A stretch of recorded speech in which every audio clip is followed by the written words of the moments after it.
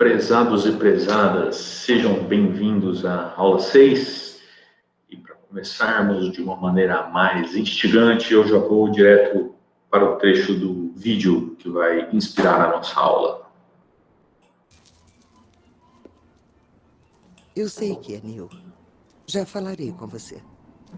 Você é o oráculo? Acertou. Não era o que você esperava, não é? Quase acabado. Cheiro delicioso, não acha? É. Eu convidaria a se sentar, mas você não aceitaria. E não se preocupe com o vaso. Que vaso? Este vaso. Me desculpe. Eu disse não se preocupe com ele. Um de meus filhos o consertará. E como sabia? Olha, o que realmente vai queimar sua mufa é... Você o teria quebrado se eu não tivesse dito nada? Bom, pois é, meus caros. Este é um trecho de um filme que, se vocês não assistiram ainda, eu recomendo que vocês assistam. É o filme Matrix. Para vocês, ele é um filme antigo, mas para as pessoas velhas como eu, ele é um filme recente. Bom, na aula 6, que tem o título Neo e Sócrates, nós vamos ler um trecho de um livro que eu imagino que vocês podem ter esse livro, pode ser que vocês receberam, mas se não receberam não tem problema nenhum, porque eu selecionei o trecho do livro, certo? O livro chama-se Iniciação à Filosofia, de uma professora de filosofia muito famosa, que é a Marilena Chauí. Então eu vou mostrar agora para vocês o texto e nós vamos começar a ler. Vocês vão ter acesso a este texto também no Ava, certo? Então, se vocês, por algum motivo, quiserem ler esse texto novamente, vocês estão convidados a fazê-lo, porque o PDF que eu vou usar aqui vai estar disponibilizado no Ava, vai estar disponibilizado no Ava, na aula 6 e na parte de materiais, tá? Vocês sabem, lá tem uma parte de textos que foram utilizados em aula, vai estar disponível lá. Quero que vocês observem esta capa desse livro, depois eu vou fazer uma pergunta sobre ela, tá bom? Olhem só, temos a representação aparentemente de um menino em um muro, e o texto que nós vamos ler está nesse capítulo 1 da unidade 1, Atitude Filosófica. Vocês costumam ter atitudes filosóficas? Para começar, para ter uma atitude filosófica, para filosofarmos, a gente precisa se concentrar. Então, falando nisso, eu vou até desligar aqui o meu celular, porque ficaria particularmente engraçado eu pedir para vocês se concentrarem e tocar por algum motivo o meu celular. Então, vamos começar a leitura, certo? Então, conhece-te a ti mesmo. Quem assistiu ao primeiro filme da série Matrix, de 1999, há de se lembrar da cena em que o herói Neo é levado pelo guia Morfeu para ouvir uma mulher a quem chamam Oráculo. Quando ela pergunta a Neo se ele leu o que está escrito sobre a porta da cozinha, ele diz que não. Então ela aponta para a inscrição e explica que está em uma língua que não é mais falada no cotidiano, o latim. O que está escrito? Temete nosce. O que significa? Ousa conhecer. A mensagem para Neo é de que ele, e somente ele, poderá saber se é ou não aquele que vai livrar o mundo do poder da Matrix. Portanto, somente usando conhecer, ele terá a resposta. Somente ousando conhecer, ele terá a resposta. Somente tendo coragem de conhecer, ele vai conhecer a resposta. O que poucos sabem é que esta cena de Matrix é a representação ficcional no futuro de um acontecimento ocorrido há 24 séculos. Na Grécia Antiga, por volta do século IV a.C., havia um santuário na cidade de Delfos dedicado a Apolo, deus da luz, da razão e do conhecimento verdadeiro. Sobre o portal de entrada desse santuário estava escrita a grande mensagem do Deus, ou o principal oráculo de Apolo: conhece-te a ti mesmo, em grego, gnóti-selton. Quem tem interesse em estudar grego, fale comigo, porque a gente vai montar um grupo de estudo de grego fora do horário da aula, tá bom? Continuando, um ateniense chamado Sócrates, que viveu entre 469 e 399 a.C., foi ao santuário consultar o oráculo, pois em Atenas muitos lhe diziam que ele era um sábio. Sócrates desejava saber o que era um sábio e se tal qualidade poderia ser atribuída a ele. O oráculo, que era uma mulher, a Sibila, perguntou-lhe: o que você sabe? Ele respondeu: só sei que nada sei. Ao que o oráculo disse: Sócrates é o mais sábio de todos os homens, pois é o único que sabe que não sabe. Sócrates é, até hoje, considerado o patrono da filosofia. Eu imagino que vocês já devem ter ouvido essa história, já devem ter ouvido este oráculo, essa frase de efeito, a gente poderia chamar essa máxima, esse aforismo: conhece-te a ti mesmo, né?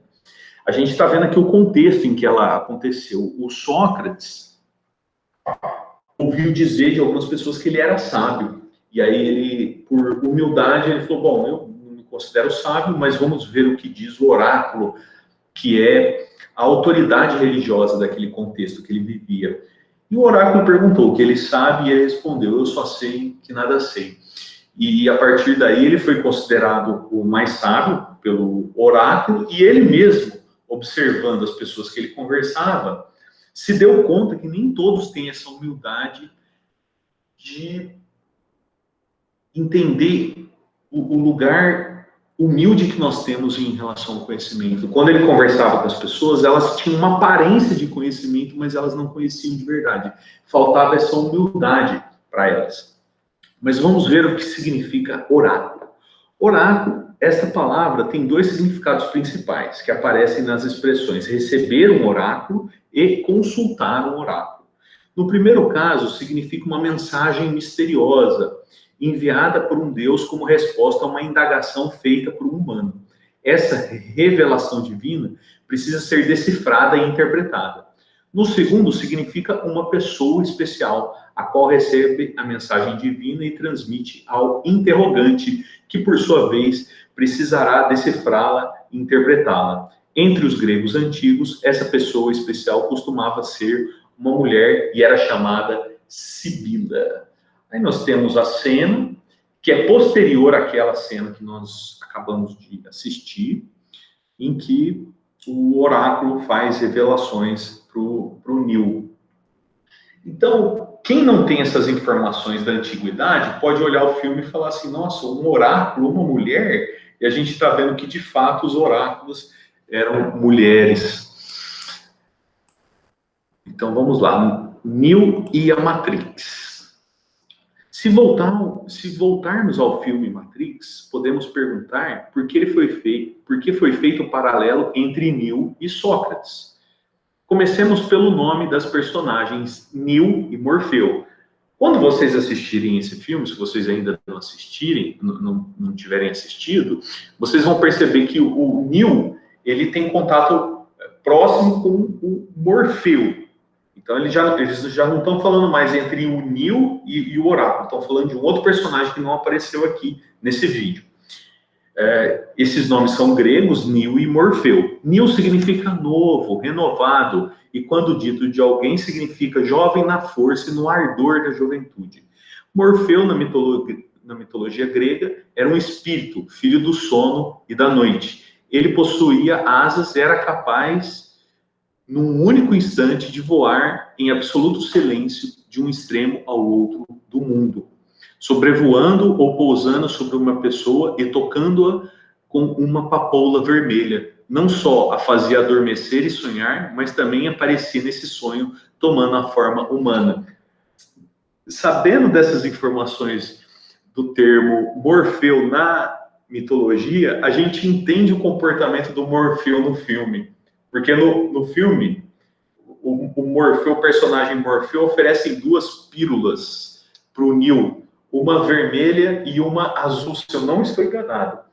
E vocês veem que na mitologia o Morfeu também oferecia uma papoula vermelha.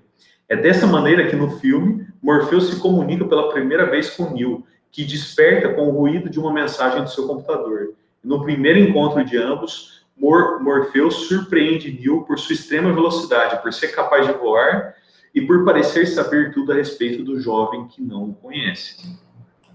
Várias vezes Morfeu pergunta a Neo se ele costuma duvidar se está realmente acordado. Essa pergunta deixa de ser feita a partir do momento em que Morfeu lhe oferece a escolha entre ingerir uma pílula azul e uma outra vermelha, e Neo escolhe a vermelha, como a papoula da mitologia, o que fará ver a realidade.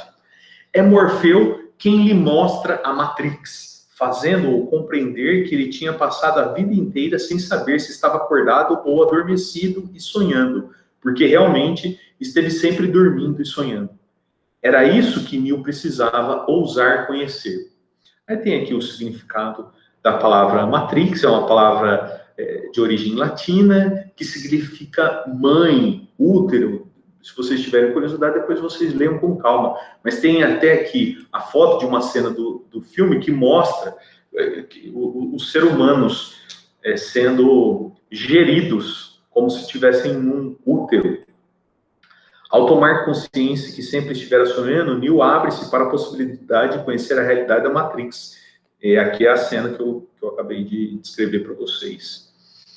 Mas afinal, o que é Matrix? É um computador gigantesco alimentado pelos cérebros dos seres humanos que os escraviza, usando suas mentes para controlar seus sentimentos e pensamentos, fazendo-os crer que o que é real, fazendo-os crer que é real o que é aparente. E qual o seu poder? Usar e controlar a inteligência humana para dominar o mundo, criando uma realidade virtual na qual todos que a ela estão submetidos acreditam. Aqui tem também o significado da palavra computador, que também deriva de uma palavra latina, que significa máquina de contar. O computador, nessa explicação aqui, é colocado como uma ferramenta diferente das outras ferramentas. A comparação é o seguinte, um telescópio, ele aumenta a nossa visão. Um martelo, ele concentra a nossa força, mas nós temos a capacidade da força e nós temos a capacidade da visão. O computador é uma máquina um pouco diferente, como nós estamos observando contemporaneamente. O computador tem, sim, uma capacidade algumas vezes ampliada, comparando com as capacidades humanas, mas ele começa a fazer coisas que nós não somos capazes de fazer.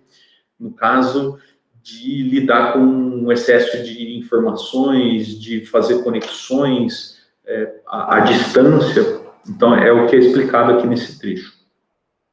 Vencer o poder da Matrix é destruir a aparência ilusória, restaurar a realidade e assegurar que os seres humanos possam perceber e compreender o mundo verdadeiro e viver realmente nele. Nos combates travados por Neo e seus companheiros contra a Matrix, as armas e tiroteios são pura ilusão, pois o combate real não é físico, e sim mental, e ocorre no mundo virtual. Aqui os paralelos entre Neo e Sócrates, Matrix e a filosofia de Platão são paralelos muito profundos, na verdade, porque no pensamento de Platão, que foi aquele que escreveu os comportamentos de Sócrates, a filosofia de Sócrates, a realidade é descrita como sendo a aparência da realidade. A verdadeira realidade, para Sócrates e para Platão, não é o que nós vemos, não é o que nós vivenciamos. Então percebam que este filme, como eu disse para vocês, contemporâneo, um filme da nossa época, não pensem que esse é um filme antigo, porque vocês conhecem o Keanu Reeves, ele está vivo ainda, então é um filme recente. Esse filme foi feito inspirando-se na filosofia. E este livro que eu estou mostrando para vocês, o capítulo 1 deste livro, ele inicia fazendo um paralelo com uma informação filosófica lá da antiguidade e um acontecimento contemporâneo, um filme que foi inspirado nessa filosofia antiga. Aqui também temos uma outra representação, que é uma cena criada por um computador que, como se ele pudesse criar sozinho algumas cenas, certo? Então, para terminar, aqui estamos na parte final do texto, Neo e Sócrates. Por que as personagens do filme afirmam que Neo é o escolhido? Por que estão seguras de que será capaz... Por que estão seguras de que ele será capaz de realizar o combate final e vencer a Matrix? Aí tem a explicação, porque ele era um hacker, isto é, capaz de utilizar seus conhecimentos técnicos em computação para invadir sites e programas, decifrar códigos e mensagens, e sobretudo porque desenvolvia programas de realidade virtual, sendo capaz de rivalizar com a própria Matrix. Por ter uma capacidade semelhante à da Matrix, Neo sempre desconfiou de que a realidade não era tal como se apresentava. Essa interrogação o levou a vasculhar os circuitos internos da máquina, tanto assim que ela começou a persegui-lo como alguém perigoso, e foram suas incursões secretas que o fizeram ser descoberto por Morfeu, líder dos que lutam contra a Matrix. Por que comparar Neo a Sócrates? Porque o ousa conhecer, dirigido a Neo em Matrix, e o conhece-te a ti mesmo no tempo de Delfos podem ser comparados. Sócrates é considerado o patrono da filosofia, ou seja, o pai da filosofia, aquele que tem uma figura de referência na filosofia. Sócrates é considerado o patrono da filosofia porque jamais se contentou com as opiniões estabelecidas, com os preconceitos de sua sociedade, com as crenças inquestionadas de seus contemporâneos. Ele costumava dizer que o espírito interior o levava, como Morfeu instigando Neo, a desconfiar das aparências e a procurar a realidade verdadeira das coisas. Sócrates andava pelas ruas de Atenas fazendo perguntas aos conterrâneos. Conterrâneos, aqueles que vivem na mesma região, na mesma terra que ele. O que é isso em que você acredita? O que é isso que você está dizendo? O que é isso que você está fazendo? Os atenienses achavam, por exemplo, que sabiam o que era justiça, mas diante das perguntas de Sócrates ficavam embaraçados e confusos, chegando à conclusão de que não sabiam o que era justiça. Os atenienses acreditavam que sabiam o que era bondade, beleza, verdade, coragem, mas um prolongado diálogo com Sócrates os fazia perceber que não sabiam o que era aquilo em que acreditavam. A pergunta, o que é, suscitava o questionamento sobre a realidade essencial e profunda de uma coisa, para além das aparências e contra elas. Com essa pergunta, Sócrates levava os atenienses a descobrir a diferença entre parecer e ser. E isso é o essencial. E por isso o paralelo entre Neo e Sócrates. Os dois estão questionando o que é aparência e o que é essência. O que parece uma coisa e o que realmente é esta coisa. Então, Sócrates levava os atenienses a descobrir a diferença entre parecer e ser, entre a mera crença ou opinião e a verdade. Sócrates era filho de uma parteira. Ele dizia que, assim como sua mãe, ele também era um parteiro, mas que ajudava não o nascimento de corpos, e sim de almas, auxiliando as mentes a libertar-se das aparências e buscar a verdade. Como os combates de Neo, os combates socráticos eram também mentais ou de pensamento, e enfureceram de tal maneira os poderosos de Atenas que Sócrates foi condenado à morte por ingestão de um veneno, acusado de espalhar dúvidas sobre as ideias e valores atenienses e com isso corromper os jovens. Aí aqui é uma passagem do pensamento de Sócrates. Receio muito que neste momento em que a morte é tudo, não me haja como filósofo ou amigo da sabedoria, como se dá com os indivíduos muito ignorantes. Desculpa, eu vou ler de novo. Receio muito que neste momento em que a morte é tudo, não me haja como filósofo ou amigo da sabedoria, como se dá com os indivíduos muito ignorantes. Estes tais, quando debate algum tema, não se preocupam absolutamente de saber como são, de fato, as coisas a respeito de que tanto discutem, senão em deixar convencidos os circunstantes de suas próprias asserções. Aqui ele fala de uma maneira difícil, que quando as pessoas debatem, elas não querem aprender com o debate, mas elas querem apenas provar as suas próprias opiniões. Então temos aqui uma representação da morte de Sócrates. O texto aqui diz que ele foi condenado à morte por desafiar as pessoas que tinham poder. Ele chegava para um general que se dizia poderoso e corajoso e mostrava para esse general que ele não sabia o que era coragem. Chegava para um político e mostrava para esse político que ele não sabia o que era a justiça. Ou seja, eles tinham a aparência de conhecimento, mas não tinham a essência. Então, essa é uma das representações bastante famosas da morte do Sócrates. Mas olha só, gente, o Sócrates morreu no século IV a.C., em 399 a.C., e essa representação é de 1787, feita por Davi, certo? Bom, o texto que eu me propus a ler com vocês na aula 6 é este. Nós vamos voltar agora para a apresentação. Eu vou mudar aqui o compartilhamento. A gente continuar conversando. Então, a gente está na aula 6, que a gente viu esse texto do Nil e do Sócrates, fazendo um paralelo de informações da antiguidade, da mitologia, com um filme contemporâneo. Vocês vão ter acesso... Bom, o vídeo que a gente assistiu aqui está disponível no YouTube, e eu vou disponibilizar o texto que eu li aqui, lá no Ava, certo? Bom, este conteúdo que eu acabei de apresentar vai ser útil para vocês para a síntese das aulas, certo? Vocês têm que fazer a síntese dessa aula, assim como de todas as outras, e vocês vão ter que postar até o dia 19.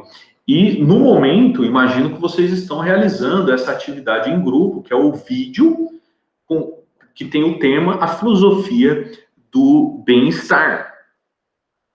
Vocês conseguiriam usar o conteúdo dessa aula para desenvolver esse vídeo, A Filosofia do Bem-Estar? Dependendo da criatividade de vocês, sim. A gente pode refletir, por exemplo, que nós temos uma visão aparente do que traz o bem-estar, quando, na verdade, o que traz o bem-estar, em essência, são outros comportamentos. Aqui uma dica de como vocês podem usar o conteúdo da aula também para vocês elaborarem este vídeo que vocês têm até o dia 12 de abril para entregar, certo?